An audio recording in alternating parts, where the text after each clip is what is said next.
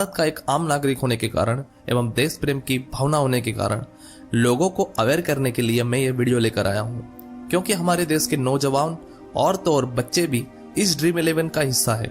Dream 11 में age limit 18 साल की है, किंतु फिर भी आज के बच्चे बहुत ही फास्ट है। जैसे YouTube पर पैसे कमाने की लिमिट भी 18 साल है, किंतु आज के छोटे बच्चे YouTube पे वीडियो बनाकर लाखों कमा रहे हैं और वो पैसा अपने पेरेंट्स या भाई बहन या अंकल आंटी के अकाउंट में ला रहे हैं। बिल्कुल वैसे ही 18 से नीचे के बच्चे ड्रीम 11 या अन्य फैंटेसी गेम का हिस्सा बन चुके हैं। ये जुआ है या दिमाग का खेल। गवर्नमेंट के मुताबिक अगर कोई गेम जो एक लक पर डिपेंड हो तो उसे जुआ कहा जाता है, सट्टेबाजी कहा जाता है। जैसे कि आज धोनी 100 रन मारेगा, उस पे 1 करोड़ का पैसा लगाया गया है। इसका मतलब मेरा लक काम किया और धोनी ने 100 रन लगाए तो मैं 1 करोड़ जीतूंगा और नहीं तो मैं हारूंगा। तो ये लक पे डिपेंड हुआ। ऐसे गेम को बैटिंग या सट्टा कहा जाता है और ये इलीगल है, लेकिन जिसमें आप अपनी दिमागी स्किल का इस्तेमाल करो तो वो पूरी तरह लीगल माना जाता है। मेरे हिसाब से ये फैंटेसी गेम एक जुआ है जिसे कानूनी तरीकों से और शब्दों के कमाल और गोलमाल से रूल से हटाया गया है और बताया गया है कि ये एक दिमाग का खेल है। आप मुझे बताइए कि जुए में क्या होता है? या तो आप हारते हैं या तो जीतते हैं, मतलब कि पूरी तरह नसीब का खेल होता है। नसीब ने साथ दिया तो जीत गए, साथ नहीं दिया तो हार गए। अब आप ये सोचिए कि आपने जिस प्लेयर को ड्रीम 11 में चुना है और उसमें किसी को कैप्टन या वाइस कैप्टन बनाया है, तो उस खिलाड़ी ने पिछले मैच में अच्छा परफॉर्मेंस किया था, तो क्या इस मैच में भी वो अच्छा परफॉर्मेंस करेगा? तो क्या ये आपके हाथ में है? क्या उस प्लेयर के हाथ में है? नहीं ना। उस प्लेयर का भी ये लक होता है। अगर साथ दिया तो खेल गया, अगर नहीं दिया तो कुछ गेंदों में ही वो आउट हो जाएगा। 2 लोगों में जुआ होता है तो जीतने की प्रोबेबिलिटी 50% होती है, किंतु यहाँ तो लाखों लोग पैसे लगाते होते हैं। तो आप ही सोचो कि आपकी जीतने की संभावना कितनी हुई। अब कुछ जानकर कमेंट करेंगे कि भाई कौन कहता है कि ज्यादा स्पोर्ट वाली कॉन्टेस्ट खेलो, कम स्पोर्ट वाली कॉन्टेस्ट खेलो जिसमें जीतने की संभावना ज्यादा हो। तो मैं उनसे ये कहना चाहूंगा कि जिसमें कम लोग होते हैं और एक ही विनर होता है, तो उस कॉन्टेस्ट की एंट्री फी भी कोई कम नहीं होती। मैच के आखिर में 5 में से सिर्फ 1 ही खुश होगा और 4 रोएंगे, और जो एक आज खुश हुआ है वो कल रोएगा। फैंटेसी गेम खेलने के नुकसान। मैंने भी ड्रीम 11 को आज से 2 साल पहले इस्तेमाल किया हुआ है, इसलिए मैं इसके नुकसान आपको बता सकता हूँ। पहला नुकसान है टाइम का। ड्रीम 11 खेलते खेलते आपका माइंडसेट कुछ इस प्रकार का हो जाएगा कि आप पूरे दिन अपनी टीम के बारे में ही सोचोगे। जब तक मैच की शुरुआत नहीं हो जाती आप बार बार उसमें चेंजेस करते रहोगे।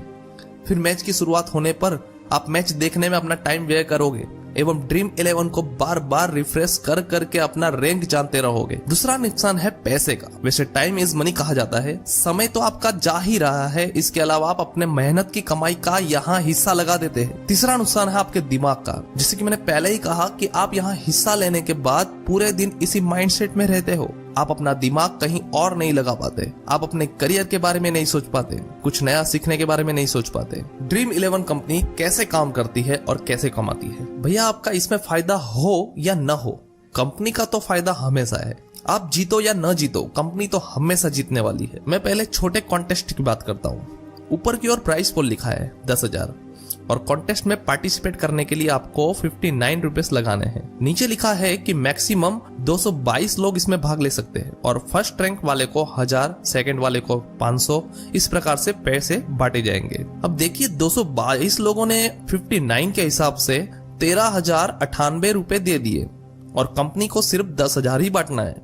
मतलब कि कंपनी को इस कंटेस्ट से 3,098 रुपए मिल जाएंगे। अब इस प्रकार से कई कंटेस्ट होते हैं।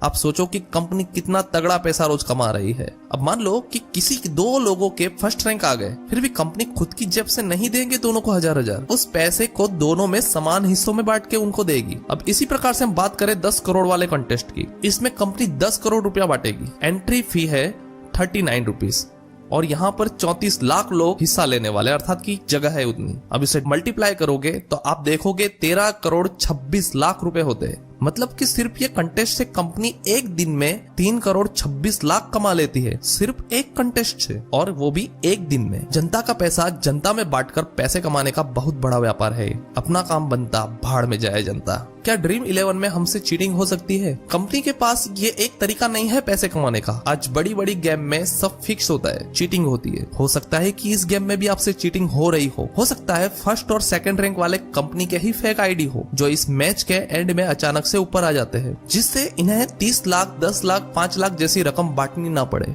क्योंकि ये बात तो आप मान लीजिए कि आपके हाथ में तो कुछ नहीं है, किंतु ड्रीम 11 का सर्वर तो कंपनी के पास, उनके खुद के पास ही है। आप थोड़ी ना वहां देखने जाने वाले हो कि वहां पर फर्स्ट रैंक, सेकंड रैंक वाला कौन है। अब सभी को लगता होगा कि इतनी बड़ी कंपनी है, धोनी भी इसकी ऐड करते हैं, तो कंपनी ऐसा तो नहीं करती होगी। पर मेरे भाई, ये भी याद रखना है कि बड़े बड़े लोग ही बड़े बड़े कांड करते हैं। मुझे नहीं पता ऐसा होता है या नहीं, मैं ये भी नहीं कहता कि ये कंपनी फेक है, किंतु टेक्नोलॉजी में थोड़ी बहुत जानकारी रखने के नाते ये मेरी राय है कि इसमें पैसा, दिमाग, समय लगाना व्यर्थ है। दूसरी और एक बात कि मैंने इसकी पूरी वेबसाइट देख ली, पर कहीं भी किसी ने 10 लाख, 20 लाख, 30 लाख जीता, ये इन्होंने कहीं नहीं लिखा है। देखिए, 20-30 लाख छोटी रकम नहीं होती। अगर कोई इंसान इतनी बड़ी बड़ी रकम जीत रहा है तो वह प्रूफ इनकी वेबसाइट पर क्यों नहीं बताए जाते। अभी तो इनके गूगल पर मैंने ऐड नहीं देखे, किंतु मैंने 2 साल पहले गूगल पर ये ऐड बहुत देखता था कि सुरेश ने जीते 30 लाख, रविंद्र ने जीते 27 लाख। एक बात समझ लीजिए कि ये छोटी रकम नहीं है, इसलिए इनका नाम इनकी खुद की वेबसाइट पर होना चाहिए था, जिससे इनका बिजनेस और बढ़े, इनका कारोबार और बढ़े। वैसे खैर, बिजनेस तो वैसे ही बढ़ रहा है इनका, क्योंकि वो बात सुनिए है ना, दूध बेचने वाले को घर घर जाना पड़ता है, किंतु दारू बेचने वाले को कहीं नहीं जाना पड़ता, बिकॉज गलत चीजें जल्दी स्प्रेड होती है। माय ओपिनियन, ये कोई प्रोफेशनल तरीका नहीं है ऑनलाइन पैसे कमाने का, जिसमें आपका भविष्य हो, करियर हो। जी हाँ, आपका करियर और भविष्य इससे बर्बाद जरूर हो सकता है। गूगल इस बात को अच्छी तरह जानता है कि ये ऐप गलत है, इनके टर्म एंड कंडीशन को ये फॉलो नहीं करती, इसलिए गूगल प्ले स्टोर पर आपको ये ऐप नहीं मिलेगी। एक बात और बता दूं कि जुआ खेलने के बाद अगर हम जीतते हैं तो ज्यादा पैसा जीतने की लालच में वही पैसा वापस लगा देते हैं, और अगर हारते हैं तो भी हम सोचते हैं कि इतना पैसा गया है तो वापस तो लाना होगा, ये सोचकर वापस पैसा लगाते हैं, फिर जीतते हैं, फिर हारते हैं। यह सिलसिला तब तक चालू रहता है जब तक आप पूरी तरह आर्थिक, दिमागी और शारीरिक रूप से बर्बाद न हो जाओ।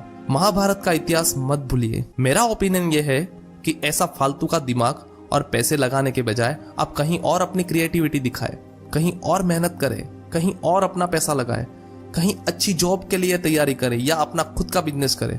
शॉर्ट टर्म नहीं, लॉन्ग टर्म के बारे में सोचिए। एक बात सोचो कि अगर ये ऐप बनाने वाले ने ये सोचा होता कि मैं 10 का 100 या 100 का 10,000 करूं, तो आज ये करोड़पति नहीं होते। इसके बजाय इन्होंने ये ऐप बना दी और आज ये रोज के करोड़ों कमा रहे हैं, और आप वहीं 10 का 100 करने के चक्कर में पड़े हो। बाकी आपकी मर्जी, क्योंकि मुझे पता है कि अच्छी बातें कड़वी होती है और कड़वी चीजें गले से नहीं उतरती, इसलिए कुछ लोग कुत्ते की दुम जैसा व्यवहार करेंगे। मैंने शब्द कठोर प्रयोग किए, लेकिन यही सत्य है। सही लगा हो तो अपने प्रियजनों से ये वीडियो जरूर शेयर करें।